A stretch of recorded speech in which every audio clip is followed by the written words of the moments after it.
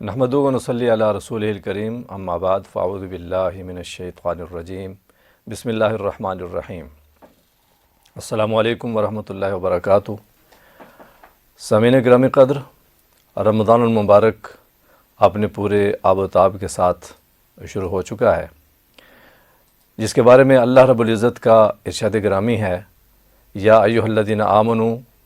کتب علیکم الصیام کما کتب علی الذین من قبلکم لعلکم تتقون۔ اے ایمان والو، آپ پر روزے فرض کیے گئے ہیں جیسے کہ پہلی امتوں پر فرض کیے گئے تھے،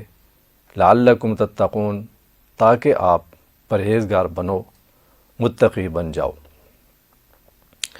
رمضان المبارک کے روزے دین اسلام کے بنیادی 5 ارکان میں سے تیسرا رکن ہے، اور رمضان المبارک کے روزے اہل ایمان پر سن 2 ہجری میں، ہجرت مدینہ کے بعد سن 2 ہجری میں فرض ہوئے۔ مفسرین کے مطابق شعبان المعظم 2 ہجری میں آیات صیام نازل ہوئیں، جن میں اللہ رب العزت نے رمضان المبارک کی فرضیت کے حوالے سے ارشاد فرمایا، اور رمضان المبارک کی جتنی بھی آیات ہیں اس حوالے سے یہ آیات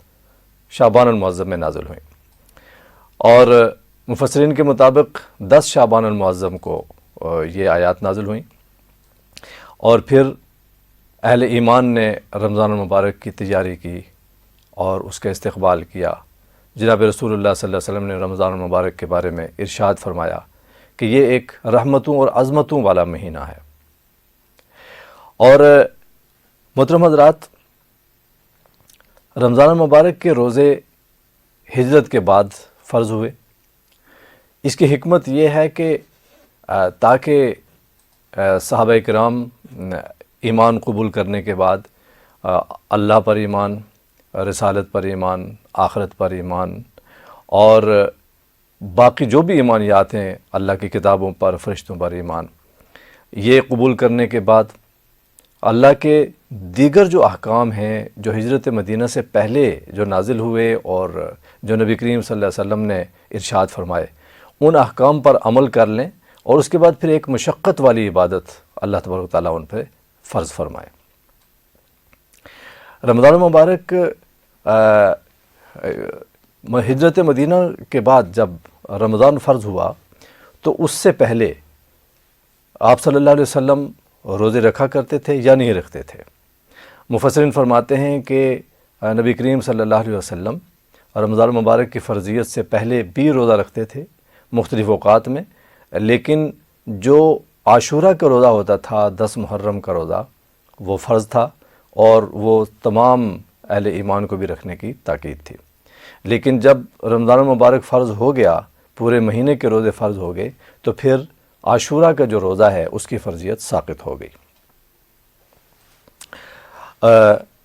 رمضان المبارک کیوں فرض کیا گیا، اور یہ روزے اہل ایمان پر کیوں لازم کیے گئے؟ قرآن مجید کی جو آیت میں نے آپ کے سامنے تلاوت کی ہے، یہ آیت خود اس کا مقصد بتاتی ہے۔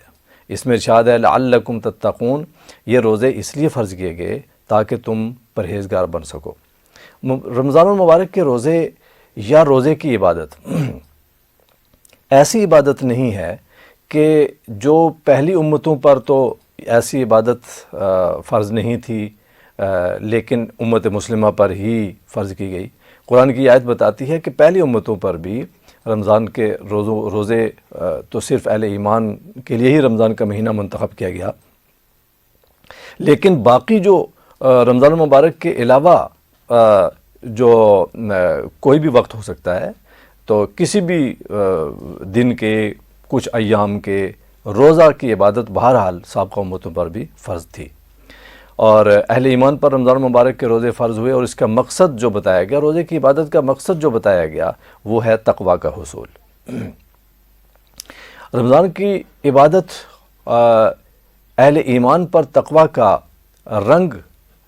لانے کے لیے، تقویٰ کا رنگ چڑھانے کے لیے اللہ تبارک تعالیٰ نے عطا فرمائی اور فرض فرمائی۔ ہم دیکھتے ہیں یہ کیسے رمضان المبارک کے جو اعمال ہیں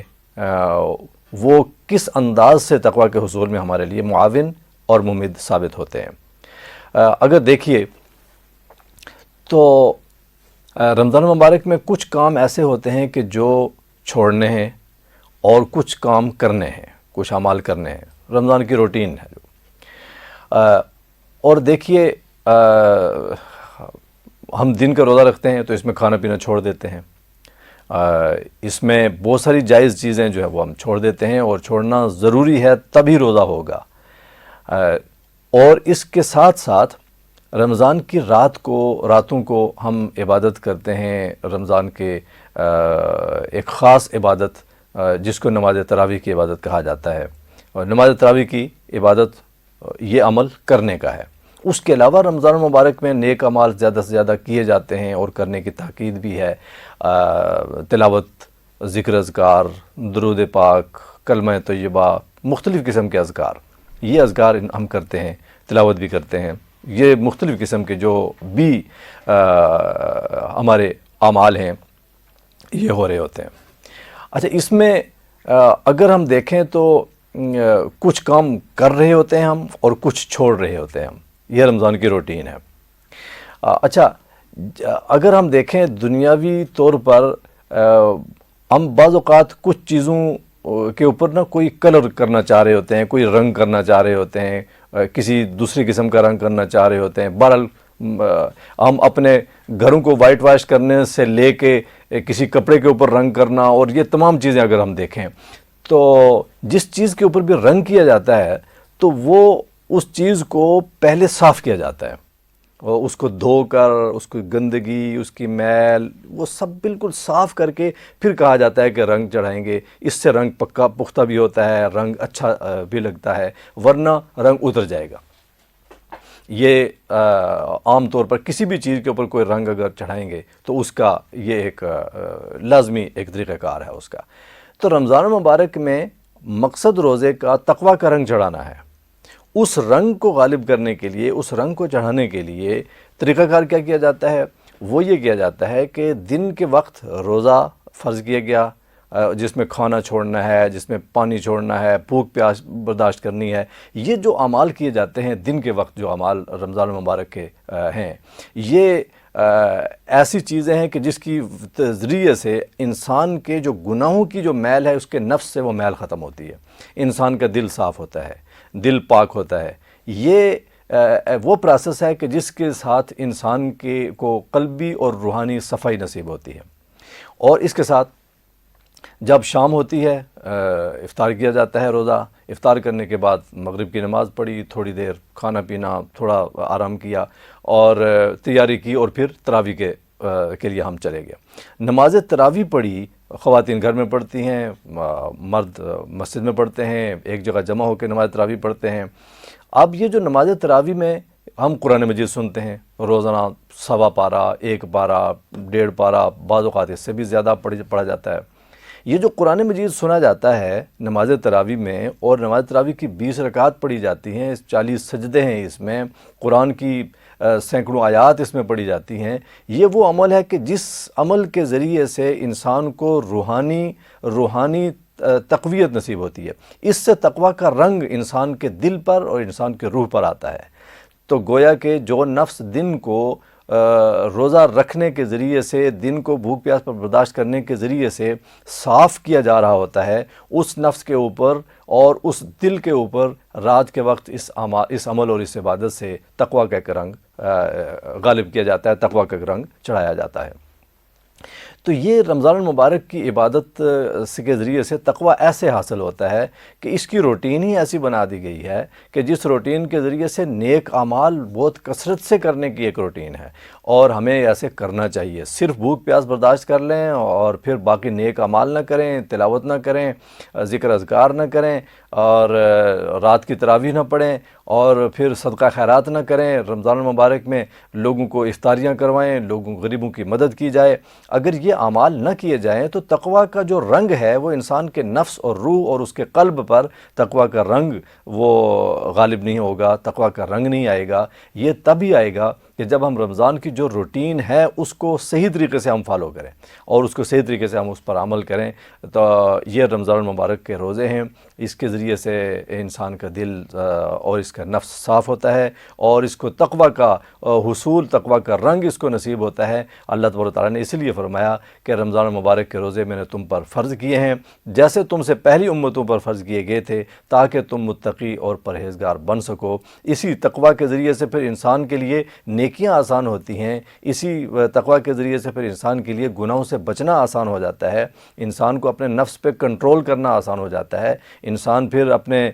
نفس کو بہت سارے برائیوں سے، نفسانی خواہشات سے پھر انسان اپنے نفس کو بچا لیتا ہے اور انسان کو کنٹرول کرنا آ جاتا ہے، کیونکہ انسان بھوک برداشت کرتا ہے، انسان پیاس برداشت کرتا ہے، اور حدیث کے مطابق بھوک انسان کے نفس کو شیطانی حملوں سے روکتی ہے، اور شیطان کے راستے بند کرنے کا بہت بڑا ذریعہ ایک بھوک برداشت کرنا ہے۔ اس کے علاوہ میں یہ عرض کرنا چاہوں گا کہ دیکھیں، رمضان کی روٹین جو رات کی خاص طور پر تراویح کی جو نماز ہے، اس حوالے سے ہمیں احتیاط کرنی چاہیے کہ ہمیں تراویح ہم نہ چھوڑیں۔ عموماً ہوتا ہی ہے، گھروں میں بیٹھے ہوئے ہیں، افطاری کی، اس کے بعد کھانا کھایا، نماز پڑھی، اور نماز پڑھ کے تو پھر بیٹھے کوئی ٹی وی دیکھنا شروع کر دیا، ڈرامہ کوئی دیکھنا شروع کر دیا، اور ٹی وی چینلز کے تو اپنی مصروفیت ہے، انہوں نے تو کچھ نہ کچھ لگانا ہی ہے، لیکن ہم نے اپنے روزے کی تاثیر کو ہم نے خود بچانا ہے کہ ہم ڈرامہ دیکھنا شروع ہو جائیں اور تراویح ہماری چلی جائے، اور اس ٹی وی کی دیکھنے کی مصروفیت کی وجہ سے ہمارا اتنا بڑا نیک عمل ہم سے چھوٹ جائے، تو یہ تو بڑی بدبختی اور بڑی بدقسمتی ہوگی ہماری۔ تو یہ رمضان کی روٹین ہے کہ یہ بہت اہم روٹین کا عمل ہے یہ رمضان کا نماز تراویح، اور نماز تراویح کے ساتھ رمضان المبارک میں چونکہ سحری میں اٹھتے ہیں تو اللہ تعالیٰ توفیق دے دیتے ہیں، ہر آدمی کی کوشش ہوتی ہے اور ہونی بھی چاہیے کہ ہم تہجد کی نماز پڑھ لیں، 2 رکعت پڑھیں، 4 رکعت پڑھیں، جتنا ہو سکے ہمیں پڑھنا چاہیے۔ اب تو رمضان کی راتیں بنسبت گزشتہ کچھ سال کے اس عرصے میں اب راتیں بڑی بھی ہو رہی ہیں، سحری کو اٹھنے کے بعد وقت بھی ہمارے پاس ہوگا تو تہجد بھی پڑھنی چاہیے۔ تو یہ تہجد پڑھنے سے اور انسان کے اوپر روحانیت اور تقویٰ کی تاثیر آتی ہے تراویح پڑھنے سے، تو اس لیے یہ چیز ہمیں مس نہیں کرنی، یہ جاری رکھنا ہے، اس سے تقویٰ کا حصول ہوگا۔ تو یہ ایک اس رمضان مبارک کی روٹین ایسی اللہ تبارک تعالیٰ نے بنا دی جس کے ذریعے سے تقویٰ کا حصول ہمارے لیے آسان ہو جاتا ہے۔ اللہ تبارک تعالیٰ اس رمضان مبارک کے مہینے کو ہمارے لیے اور اس مرتبہ کے اس مہینے کو ہمارے لیے تقویٰ کے حصول کا ذریعہ بنائیں، اور اللہ ہمیں صحیح معنوں میں اس رمضان سے فیضیاب ہونے کی توفیق عطا فرمائیں۔ وما علینا الا البلاغ المبین۔